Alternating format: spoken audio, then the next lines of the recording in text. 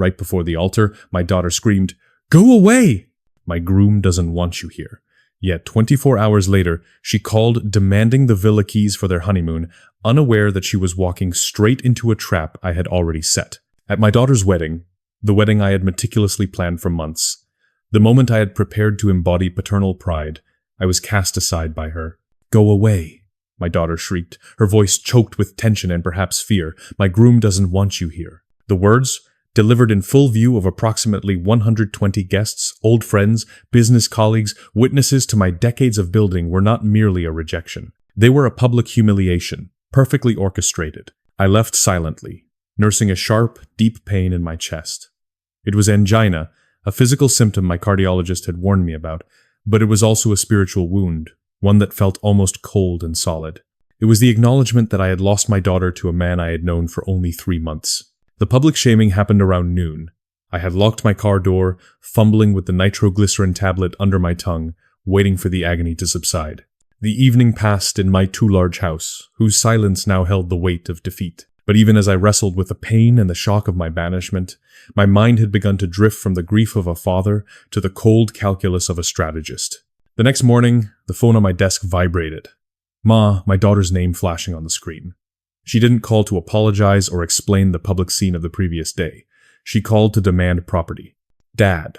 Her voice was bright, rushed, as if my public rejection was a minor inconvenience. "Send us the keys to the villa. We're going to spend our honeymoon there." The villa. The coastal retreat, which had been in my family for 40 years. Where my wife and I had spent summers, where Ma had learned to swim in the Gulf waters. This request, delivered as casually as asking for sugar for coffee, made one thing clear. Yesterday's humiliation was the opening move. Today's demand was the follow-through. I agreed, but not out of resignation. Rather, it was out of the understanding that was starting to crystallize. Before my daughter walked into that villa kitchen, she would see some interesting photos of her groom laid out on the table. To comprehend the scale of the betrayal in motion, one must go back 2 weeks before the first angina attack hit, and before Earl Boyd finalized his facade. The French timepiece sat in my palm like a promise. I turned it slowly under the desk lamp, watching the amber light catch the engraved case. Scrollwork that some craftsman had etched in the 1880s, each curve deliberate, intentional. It was more than a piece of jewelry. To me, it was a testament to the value of patience, of time, and of craftsmanship, a life philosophy I had cultivated over decades in the antique business. The auction house had listed it as exceptional condition, and they hadn't exaggerated. I'd paid $12,000 for it, which seemed excessive until I imagined Ma's face when she opened the mahogany box. She'd always loved old things, pieces with history embedded in their mechanisms. In a culture obsessed with newness and speed, Ma appreciated the durability of time. It was a quality I cherished in my daughter, and it was why this watch, a symbol of family history, was the perfect wedding gift. I wrapped it in the silk cloth, closed the presentation box, and set it in the desk drawer. The wedding was 2 weeks away. 14 days until I walked my daughter down an aisle at Audubon Park and handed her to Earl Boyd, a man I'd known for 3 months and understood less with each passing week. Earl Boyd. He was a character I had tried to analyze with the meticulousness of a collector assessing a forgery. He was a purportedly successful real estate agent, always in expensive clothes, driving a leased BMW. Ma had met him 6 months ago, and the engagement was swift, whirlwind. I had witnessed many quick romances fail, but this was the first time I felt something instinctively dangerous. The house felt too quiet. This feeling, an empty stillness, had been a frequent visitor since my wife passed. But now, it was different. This quiet felt like a shell, a concealment for something growing beneath. I left the study and headed toward the living room, where I could hear Ma's voice rising and falling in animated conversation. Earl's lower register punctuated her sentences. Agreeable, warm, the voice he used when he wanted something. They sat together on the sofa, surrounded by fabric samples and photographs of flower arrangements. Ma looked up when I entered, her face bright with the particular radiance of a bride-to-be. "Dad, tell Earl he's wrong about the orchids. They're elegant, not pretentious." Earl smiled at me, an easy, practiced smile. "I'm outnumbered," he conceded. "The orchids stay." I'd set the table earlier, a habit from the years after my wife passed. It gave me something to do with my hands, arranging silverware with precision, folding napkins into crisp triangles. We gathered in the dining room as the sun dropped behind the live oaks outside, casting the room in amber shadows. The meal started pleasantly enough. Ma described the venue setup, the string quartet she'd hired, the menu she'd agonized over. Earl nodded along, asked questions at appropriate moments, played the attentive groom, but I watched him across the table, noting the way his eyes moved, cataloging, assessing, always calculating something just beneath the surface. Then, during dessert, he said it suddenly. The villa, his tone casual, conversational. That place on the coast, it just sits empty most of the year, doesn't it? Ever consider putting it to work? Vacation rentals are booming right now. I could run the numbers for you. My hand tightened around the wine glass. The villa, as I mentioned, had been in my family for 40 years. It wasn't a business tool, it was a legacy. The villa stays in the family, I said, keeping my voice measured. It's not a business asset. Something flickered across Earl's face. His smile remained fixed, but his eyes went flat and cold, like a mask slipping for half a second before clicking back into place. Just trying to help maximize your portfolio, he said, leaning back in his chair with false ease. You've built something impressive here. Someone should make sure it grows. Ma laughed, oblivious to the charged atmosphere. Earl's always thinking about investments. Dad, the florist confirmed the orchids will be perfect. Earl helped me choose the arrangements. I'm sure everything will be beautiful, I said, standing, the chair scraping against the hardwood. Excuse me, I have some work to finish. I didn't have work. I had an unease coiling in my chest, tightening with each breath. Back in the study, I sat in the leather chair and stared at the drawer containing the antique watch. The gift suddenly felt different, less like something I was giving to Ma, and more like something Earl was circling, waiting to claim. He'd moved into my home 3 months ago, shortly after the engagement. Ma had asked if they could stay until they found a place, and I'd agreed because I wanted her close, wanted to know the man she'd chosen. But Earl had settled into the house like he belonged there, his presence expanding to fill spaces that had been mine alone for years. The villa comment hadn't been casual. It had been a probe, testing boundaries, measuring how much he could push. And the way he looked at me when I refused that coldness told me everything I needed to know about what lay beneath his charming exterior. I opened the drawer and looked at the mahogany box again. 2 weeks. I could maintain this facade for 2 weeks. Smile through the ceremony, toast their future, and then watch them build a life somewhere else, away from my home and my assets. But even as I told myself this, I knew Earl wasn't planning to go anywhere. He'd found something valuable here. I closed the drawer and turned off the desk lamp. The house settled into darkness around me, and I sat there for a long time, listening to Ma's laughter drift down the hallway, bright and innocent. She was so completely unaware of what I was beginning to see. My gaze was not merely a father's suspicion. It was the reflex of a man who had spent 40 years analyzing forgeries. Earl Boyd was a perfect collection of empty promises. The mahogany box rested in my jacket pocket, its weight strangely reassuring as I locked the car. I checked my appearance in the rearview mirror twice, straightened my tie, smoothed my lapels, forcing my face into an expression of paternal pride. It was a necessary performance for a social event where the codes of honor and courtesy often masked the most insidious intentions. The morning sun filtered through the live oaks surrounding the Audubon Park venue, dappling the walkway with moving shadows. The setting was beautiful, a blend of classic New Orleans elegance and modern sophistication. Inside, the entrance hall buzzed with arriving guests. Approximately 120 people had been invited, and it seemed most of them had arrived early, filling the elegant space with conversation and laughter. I recognized faces from the business community, old acquaintances I dealt with over decades of running the antique shop. This event was a tapestry of my social connections, and to be humiliated by my daughter in this place, before these witnesses, was a devastating blow to my reputation. Marcus Chen from the auction house, a reputable and discreet man, gripped my hand firmly. Congratulations, Bernard. Maud's a lucky bride. Thank you, Marcus. The same exchange repeated as I moved through the crowd.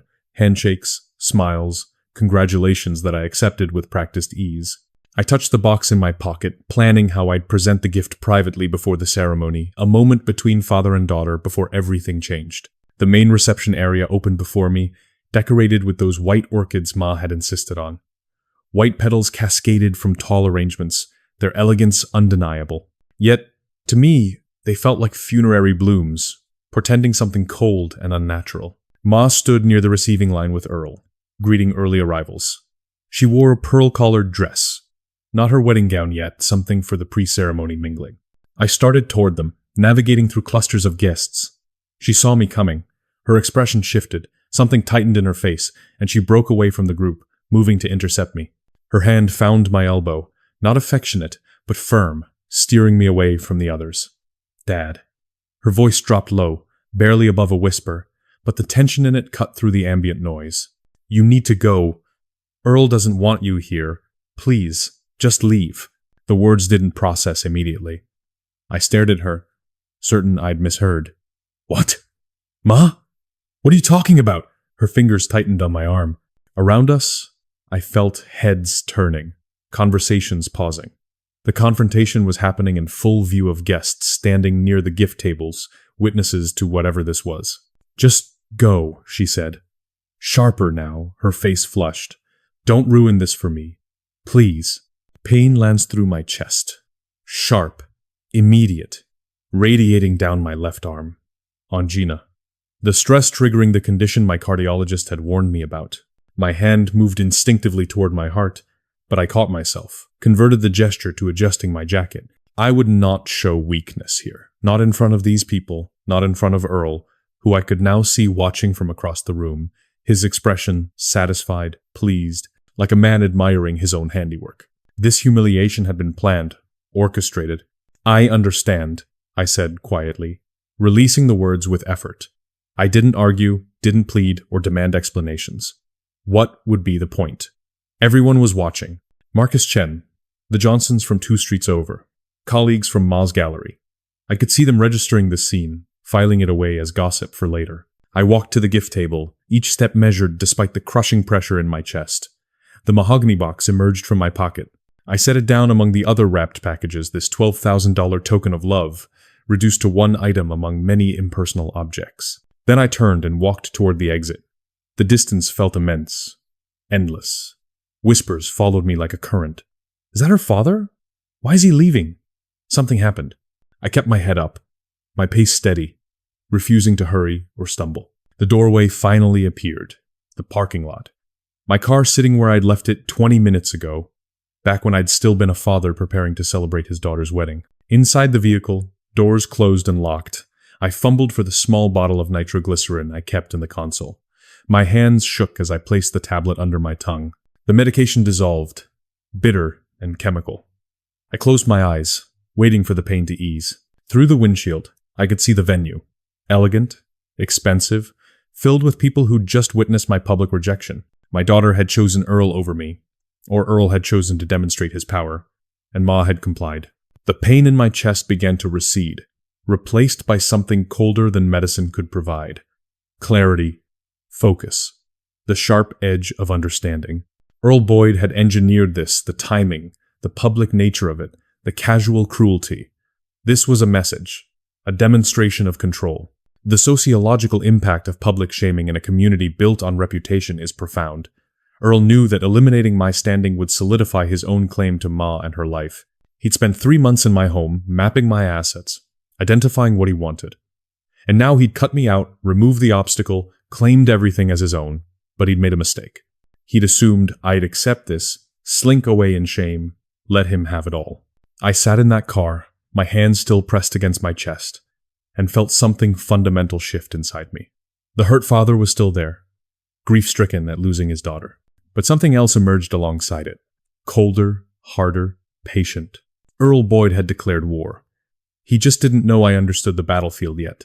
The life philosophy that guided me, that the truth of an object, or a person, is found in its provenance and history, not its polished surface, had now fully engaged. I started the engine and pulled out of the parking lot, leaving the venue and its witnesses behind. But I wasn't running, I was regrouping. And tomorrow, when Ma inevitably called, asking for something the Villa Keys, perhaps, for their honeymoon, I'd begin learning exactly who Earl Boyd really was. The game had changed. Now it was my turn to move. The antique watch, a $12,000 token of love, now mocked me with its perfection. It was no longer a gift. It was evidence of a failed defense, and the trigger for a counteroffensive. The mahogany box sat on my desk where I placed it hours ago. The antique watch inside, returned from the gift table by some well-meaning guest who tracked down my address, mocked me with its perfection. $12,000 of craftsmanship that had never reached my daughter's hands. It lay there, reflecting the cold gray light of dawn breaking through the study windows. I'd been sitting here since returning from the wedding, watching the sunrise. My chest was still tight with residual pain from yesterday's angina attack, a stark medical reminder of the emotional violence inflicted. Sleep hadn't come. My mind kept replaying the scene, Ma's tense whisper, the watching guests, Earl's satisfied expression across the room, the calculated cruelty of it. He had staged the humiliation not just to hurt me, but to demonstrate to Ma and to society that I was irrelevant, that he was the new authority.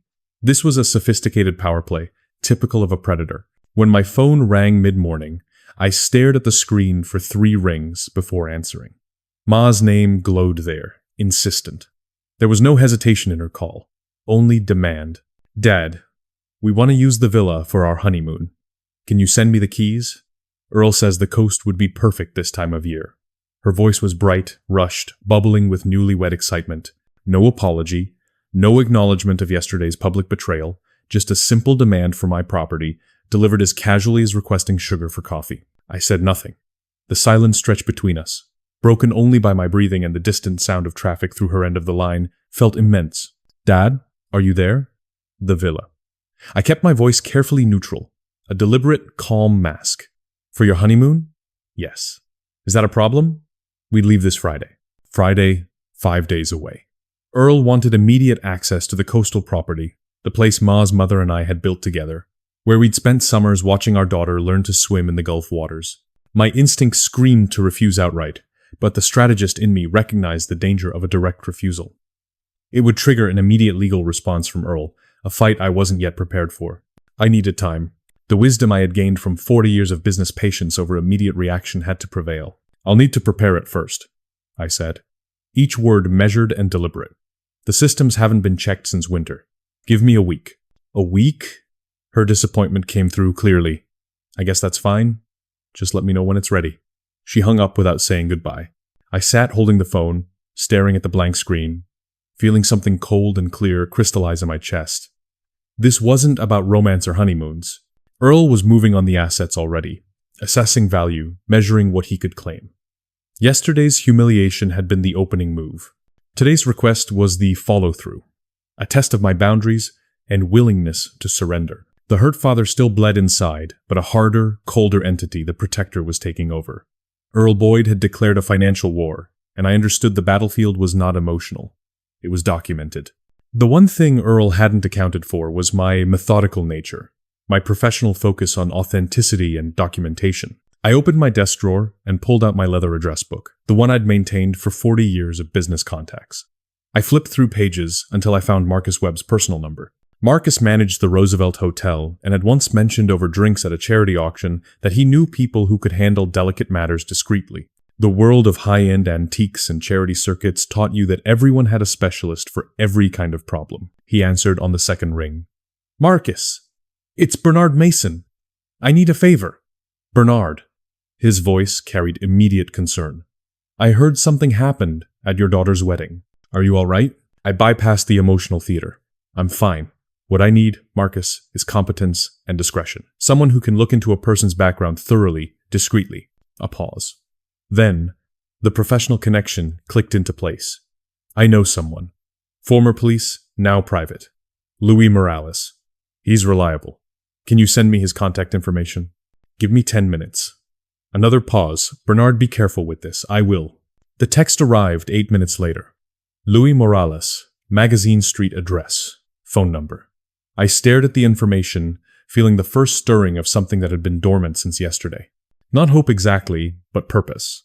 The philosophical shift was profound. I was no longer reacting to a loss. I was initiating an investigation based on an expert's instinct about a forgery. I spent Sunday making the call, setting the appointment for Monday morning. The hours crawled by with unbearable slowness, but I used them productively. I wrote down everything I knew about Earl, his arrival in Ma's life 6 months ago, the quick engagement, his move into my home, the casual questions about my properties disguised as casual interest, yesterday's orchestrated humiliation, today's audacious demand. Patterns emerged when I laid it all out. Earl wasn't impulsive. Every move had been calculated, each step designed to position him closer to my assets while isolating me from my daughter. The documentary style of my note-taking was already proving its worth. Monday morning arrived slowly. I dressed with care, choosing a suit that projected competence and stability. Luis Morales needed to see me as a serious client, not a desperate father grasping at vindication. I called Ma back before leaving. The villa will be ready in a week, I told her. I need to check all the systems properly. Safety first. She sighed, but agreed. Earl won't be happy about the delay. I'm sure Earl will manage, I said, and ended the call. In my hand, I held the notepad where I'd written Luis Morales' information. The first concrete step toward understanding what I was dealing with. The first tool in a counterattack I was only beginning to formulate. I picked up the phone and dialed Luis' number. It rang twice before a gravelly voice answered. Morales. Mr. Morales. My name is Bernard Mason. Marcus Webb gave me your contact information. I need to hire an investigator. I have time Monday morning, 9 o'clock, Magazine Street. He gave me the address. I'll be there, I said. After I hung up, I sat for a moment longer in my study, looking at the mahogany box containing the rejected watch. Then I stood, straightened my tie, and prepared to take the first active step in a game I hadn't chosen, but refused to lose. A confession shatters the fragile peace of the house, leading to a moment of dangerous, unspoken intimacy that threatens to consume both the grieving daughter-in-law and the protective father-in-law. The soft glow from the Missouri twilight seeped into the study, bathing the heavy mahogany desk in an uncertain light. Liz and Bob sat across from each other, the air between them thick with unspoken grief and a dangerous shared vulnerability. Liz finally spoke, her voice a ragged whisper that cut through the silence, admitting the truth she had carried like a malignant tumor for 4 months. He's seeing someone else, Bob, in Kansas City. I found the receipts, the hotel charges, the expensive jewelry. Bob did not react with surprise, only a cold, measured fury that seemed to harden the lines around his eyes. He had watched his son, Ken, become a husk of ambition, and this confirmation of his moral rot was a wound he recognized. Bob pushed himself up from the chair, his large frame suddenly charged with protective instinct, and he walked around the desk to stand directly over Liz, his shadow momentarily enveloping her. "Damn him," Bob stated, the words low and gravelly, not a curse but a profound pronouncement of disappointment and rage. He has traded the only genuine thing he ever had for cheap ambition and a sterile marriage to his career. He is a fool who deserves nothing. Liz stood then, her composure finally breaking as the months of stoicism dissolved into quiet sobs, and she stepped directly into the warmth of his embrace. The hug was not the gentle, paternal comfort she expected, but something more primal and overwhelming, a firm press of bone and muscle that seemed to anchor her in a world suddenly spinning out of control. Bob's arms tightened around her, and she felt the raw, protective power of a man who saw her pain and wanted, almost violently, to shield her from it. He held her close for a long moment, allowing her to lean into his chest, and his deep, rhythmic heartbeat was the only stable sound in the quiet house. When they finally separated, their eyes met with a startling intensity in the dim light, and the accepted boundary of in-laws was irrevocably blurred by shared sorrow and raw human need. Bob stepped back slightly, his hand lingering on her shoulder, his gaze locked onto hers as he spoke, his voice dropping to a near whisper. "You deserve a man who sees you, Liz. Who truly sees the incredible, vibrant woman Ken abandoned." He paused, his thumb lightly stroking the bare skin of her neck just below her ear, a gesture dangerously intimate. The heart doesn't care about years, only about truth. He leaned in slowly, the space between them dissolving, and Liz found herself frozen, captivated by the possibility of the forbidden comfort she saw reflected in his honest, intense eyes.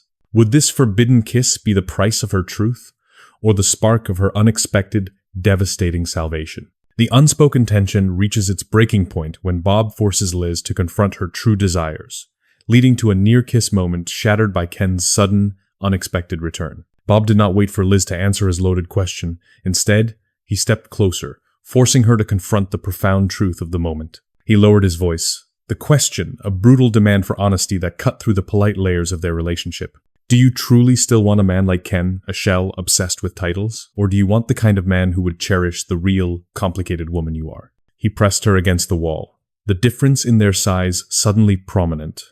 Yet the pressure was not one of threat, but of insistent emotional clarity. Liz gasped, trapped between the wall and his undeniable intensity. She could smell the faint scent of earth and honest labor on his shirt, a stark contrast to Ken's expensive, synthetic cologne, and the proximity to Bob's rugged warmth was terrifying and intensely desirable. He was challenging her entire life script, forcing her to admit the hollow nature of her 25-year marriage, and the truth felt like a physical tearing sensation within her chest. Bob's lips were mere inches from hers, his eyes dark with the same potent mix of protectiveness and desire that was raging through her own veins. The question of the kiss was no longer if, but when, as she surrendered to the electric tension. Just as the moment became unbearable, a sound violently ripped the scene apart. The muffled, distinctive sound of Ken's luxury sedan pulling into the driveway, followed by the metallic click of the garage door opening. Both Liz and Bob froze, their breathing shallow and panicked. The impossible dream shattered immediately, replaced by cold, agonizing reality. Bob instantly stepped back, the heat draining from the air as the father-in-law mask slammed back into place, his face unreadable but his eyes still smoldering with frustration. Ken walked in moments later, his expression a tight mix of forced charm and exhaustion, his tailored Italian suit still impeccable despite the long flight from Dallas. He registered the unusual proximity of his wife and father, but dismissed it instantly. "What in the hell is going on here?" Ken demanded, annoyed but not suspicious, merely viewing their presence as an inconvenience to his need for immediate rest. "Why are you two huddled in the dark? Did the air conditioning break again?" Bob, recovering with practiced speed, met his son's gaze with glacial calm, the older man radiating a quiet, chilling authority that Ken had long forgotten how to challenge. "Your wife was upset," Bob stated, his voice flat, devoid of emotion, concealing the emotional explosion that had just occurred. "We were discussing the maintenance on the sprinklers." Ken merely grunted, grabbing a bottle of imported beer from the refrigerator, completely oblivious to the volcanic emotional fault line he had interrupted, or the profound danger he had just inadvertently walked into. Bob watched his son with profound contempt, knowing that this quiet deception could not last. How could Bob possibly justify the devastating decision he was about to make, a choice that would publicly humiliate his own son, but finally free the woman he secretly desired? Bob's ultimate decision rips the family apart, leading to a public confrontation and the couple's unconventional vow, which faces immediate scrutiny and judgment from their affluent neighborhood. Ken's fury was a slow, consuming burn that finally erupted the next morning over burnt toast and the front-page news of his bank's quarterly profits. Bob shattered the corporate facade, announcing with devastating calm, "I'm kicking you out, Ken. Your mother and I worked too hard for this home to be the staging ground for your self-serving lies and adultery." Ken roared back, citing legal rights and ownership. But Bob cut him short, citing the trust fund clause granting the elder Thorne final discretion over the property, a quiet financial weapon Ken had always ignored. Liz stood silently, watching the spectacular, final collapse of her old life, feeling a terrifying mix of horror and exhilaration as Ken furiously packed a single, expensive suitcase before storming out, his parting shot a threat of total financial and legal destruction. With Ken gone, Bob turned to Liz. The room suddenly hushed and charged with an overwhelming, fragile intimacy. He crossed the living room floor slowly, taking her hands in his grip firm and steady as he looked into her eyes with an unflinching sincerity that Ken had never possessed. "I love you, Liz," he declared, the admission simple, powerful, and utterly stripped of convention, "and I have loved the woman you truly are for many years. You were never meant to be his possession, but a partner." Liz didn't hesitate. She kissed him, sealing their decision with a fierce, desperate intensity that confirmed she had chosen truth over security, and she had chosen him. The quiet scandal became a loud, public confrontation that afternoon when Mrs. Henderson, the nosy president of the Homeowners Association, HOA, arrived uninvited, her face contorted with sanctimonious disgust. "This neighborhood will not tolerate such indecency," she hissed, her voice cutting like glass. "A 70-year-old man running off his son and shacking up with his daughter-in-law? It's repulsive, morally bankrupt, and it violates the neighborhood's standards of decorum." Bob stepped forward, blocking Liz from the judgment, his imposing height and quiet fury radiating contempt for their hypocrisy. Bob dismissed Mrs. Henderson and her complaints about decorum, pointing out that Ken's indiscretions and neglect were the true indecency, not the genuine connection that had emerged from the ruins. Unexpectedly, Mr. Ramirez, an elderly gentleman from 2 blocks over who had watched the whole messy Thorne saga unfold, drove by slowly, stopped, and rolled down his window. "You go on, Bob," he called out. giving a slow, deliberate thumbs up. Life's too short for anything but the truth. Glad to see someone finally stood up to that arrogant kid. His small, spontaneous act of public support was a quiet victory that momentarily validated their choice against the overwhelming social shame. Despite the initial public shaming and the looming legal threats, Liz now faced the agonizing question. Could this powerful, unconventional love truly survive the inevitable, brutal divorce and the complete social isolation they were about to endure? Ken retaliates by filing a devastating alienation of affection lawsuit, forcing Liz and Bob to confront Ken's reckless past in court and fight for the legitimacy of their unconventional bond. Ken's fury quickly transformed into a cold, calculated legal strategy. He filed for divorce and, more damagingly, sued his own father for alienation of affection, a rare, punitive claim, asserting Bob had deliberately stolen Liz's love and destroyed the marriage. This lawsuit was designed not just for financial gain, but to publicly humiliate them, dragging their unconventional relationship through the sensationalist media. Liz and Bob faced immediate, expensive legal costs, realizing the battle for their love would now be fought across sterile, mahogany tables and under the harsh fluorescent lights of the circuit court. The trial quickly became a brutal public dissection of the Thorne family's hidden dysfunctions, forcing Liz to testify about the decades of emotional neglect and Ken's obsessive workaholism. Ken's legal team attempted to paint Bob as a predatory, manipulative figure, exploiting his son's absence. But Bob's lawyer masterfully turned the narrative, introducing evidence of Ken's repeated infidelity and his complete disregard for the marital home. The turning point came when testimony revealed that Ken had used company funds for several of his extramarital excursions, exposing not just his moral failing, but a potential corporate malfeasance. In a powerfully emotional moment, Bob took the stand, refusing to deny his feelings for Liz, but firmly rejecting the charge of alienation. He stated, with quiet dignity, that Liz's affection had been lost not to him, but to Ken's chronic neglect and absence. Bob asserted that their bond was not an affair, but a genuine connection that arose from shared pain and respect. The judge, recognizing the complex emotional landscape and the clear evidence of Ken's primary fault in the marriage's failure, delivered a landmark ruling. The alienation of affection charge was dismissed, and the divorce was finalized, granting Liz her freedom. Though they won their legal fight and gained their freedom, their victory came with a cost. They were now financially exposed and emotionally exhausted. Could their unconventional love find peace and permanence away from the judgmental eyes of Street Lewis? Or would the high society's shame follow them forever? Celebrating their hard-won freedom, Liz and Bob affirmed their commitment by choosing a quiet escape to Maine, exchanging a promise ring and reflecting on the American ideal of the second chance. The quiet victory celebration took place in the same study where their forbidden connection first ignited, but the atmosphere now was one of profound relief and shared purpose. They toasted with cheap champagne, no longer worrying about the judgment of Street Lewis society or the scrutiny of the courtroom. Bob presented Liz not with a diamond, which he felt belonged to the transactional world Ken represented, but with a simple gold promise ring, engraved with the date of the judge's ruling, symbolizing their commitment to a truth found late in life. "This isn't about property or status," Bob told her, his voice thick with emotion. "This is a vow to you that I will see you and love you for the rest of our days." Their decision was final. They would sell the opulent Street Lewis home, which felt permanently tainted by Ken's ambition and their own secret deception, and move north. They chose a small, quiet, coastal town in Maine, drawn by the promise of rugged simplicity and anonymous tranquility, a place where their unconventional history would simply become their private past. This fresh start was their second chance, a quiet claim to the American ideal of reinvention, far from the restrictive expectations of their former affluent life. Liz narrated their quiet exodus in a final voiceover, reflecting on the painful journey.